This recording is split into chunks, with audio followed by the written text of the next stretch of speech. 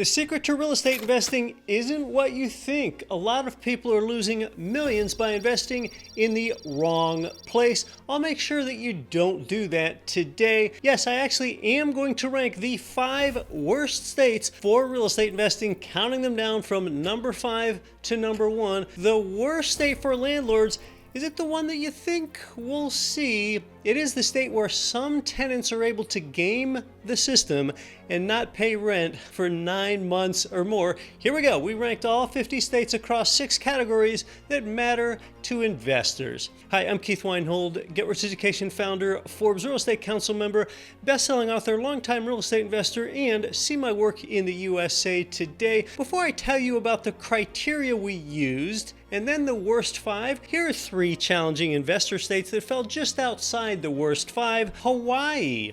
It's too dependent on tourism. That means more volatility in recessions. And because it's small and isolated, sometimes you have problems finding available contractors and you've got higher repair costs from shipping materials. Hawaii's cost of living is stratospherically high. The median home costs over $1 million, and that's created flight to the mainland. Do you realize that parts of the Aloha state, like the Big Island, now experience natural decrease, which means that there are more deaths than there are births? You can see here that just since 2020, it's lost 1.5% of its population.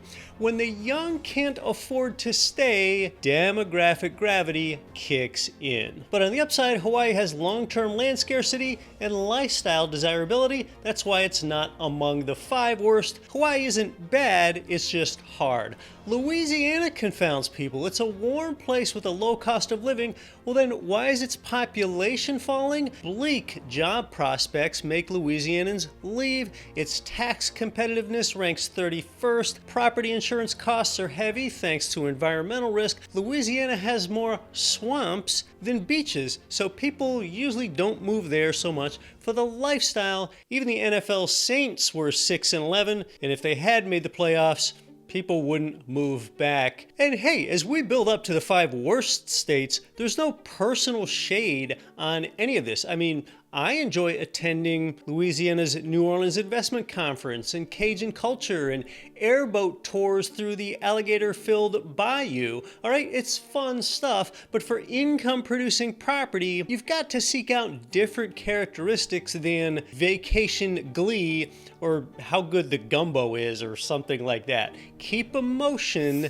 separate from investing. One of my degrees is in geography, and I actually have visited and driven around every single state that I'm talking about here. The only other state I'll mention before we get to the worst 5 is Massachusetts, because it just made the news, and for not a good reason. This November, they're going to vote to cap rent increases at no more than the state's inflation rate with an annual maximum of 5%. That's rent control. The Boston mayor supports it, but the Massachusetts governor hates it because it will reduce housing supply. So by next year, Massachusetts could be on this list. Here we go toward the worst 5. The 6 criteria I evaluated them on are landlord risk, like the presence of rent control, eviction timelines, and courts favoring tenants. Second, what's the property tax burden? Thirdly, insurance climate, like premium spikes or natural disaster exposure, or some insurers just packing up and leaving the state. Fourthly, the cash flow math, that's median rent versus median price. The 5th way I'm scoring the worst 5 landlord states is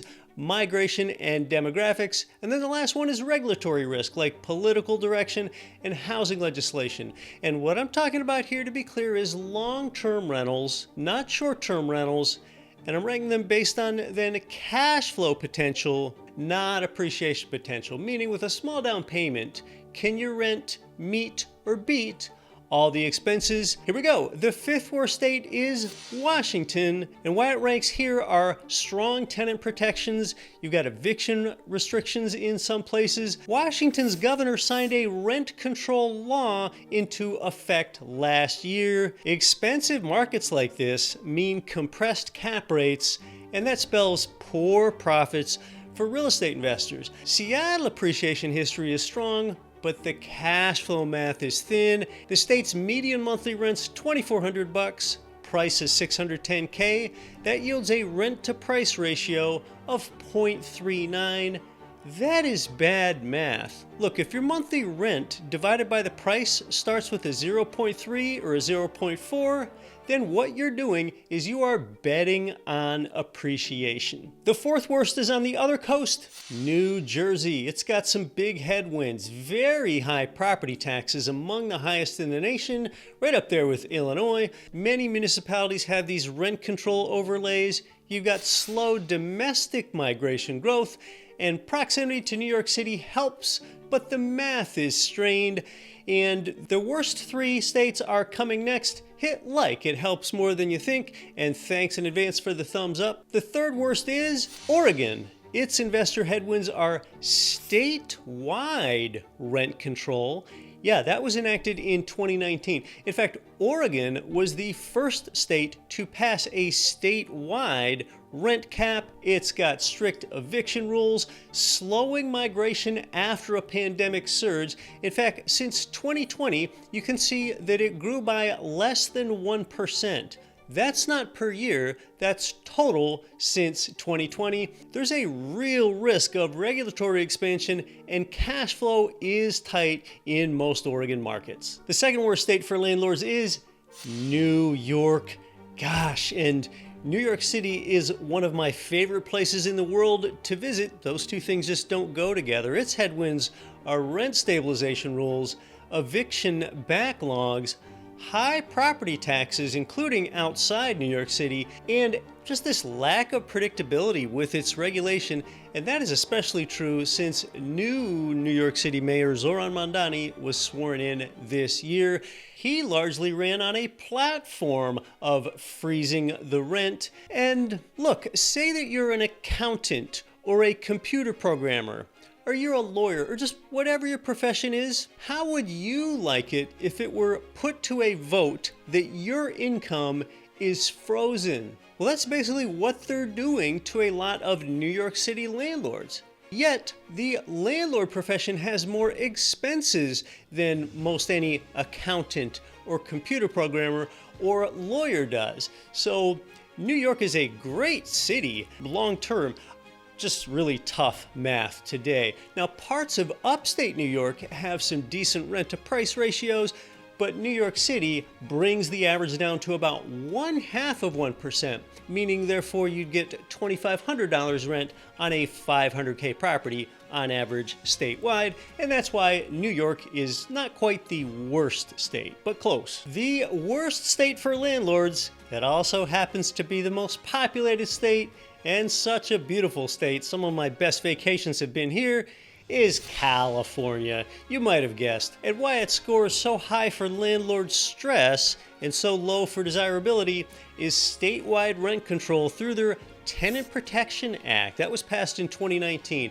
It caps rent increases at 5% plus the local inflation rate, but in any circumstances you can't raise rent more than 10% in any year, and just cause is required for evictions. So there are some eviction challenges too. You got a $2,800 median rent, $780,000 median purchase price. That gives you a rent to price ratio of 0.36, and it's worse than that as you move toward the coast. Cali has very tenant-friendly courts.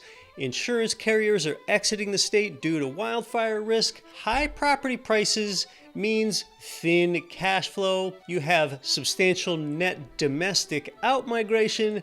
And then on top of all that, there's California's earthquake risk as well. Don't forget about that. Now, you still have strong appreciation historically, but new investors face just so many headwinds, stacked with headwinds. Though it's not common, you've got some instances of what they call professional tenants in California gaming the system, where some haven't paid their rent for months, even 9 months in extreme cases for non-payment of rent, and they keep extending it by making repeated continuance requests or demanding a jury trial or claiming that a place isn't habitable due to a little mold or a leaky faucet or something like that. Some California eviction timelines stretched on for more than 12 months during COVID, and then it was difficult for the landlord to recoup the rent. Now, a state that's terrible for cash flow, it could be really good for appreciation.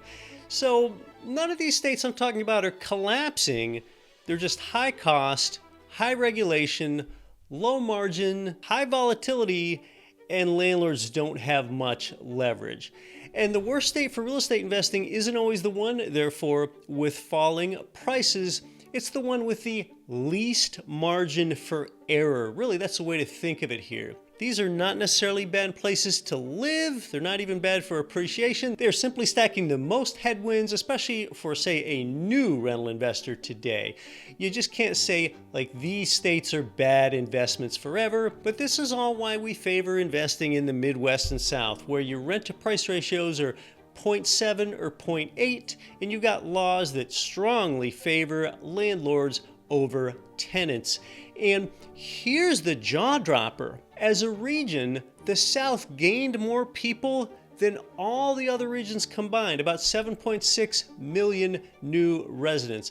The South up 6%, West up 1.9, Midwest up 1.1, and the Northeast up 0.7. So all 50 states have opportunity zones in them. All 50 states have no-go zones in them. You've got both profitable and unprofitable landlords in all 50 states. Of course, we're just looking at trends here, and one of them is that people keep moving south. The pandemic accelerated that, so you do have more opportunity concentrated there. That's got nothing to do with vacation excitement. That is population math. Swim with the tide, and all of this is a little subjective. So what state do you think should be in the worst 5, and are there any that you disagree with? Let me know. Based off of what you've been watching recently, YouTube thinks these videos are the best ones for you right now. Be sure to subscribe to the channel.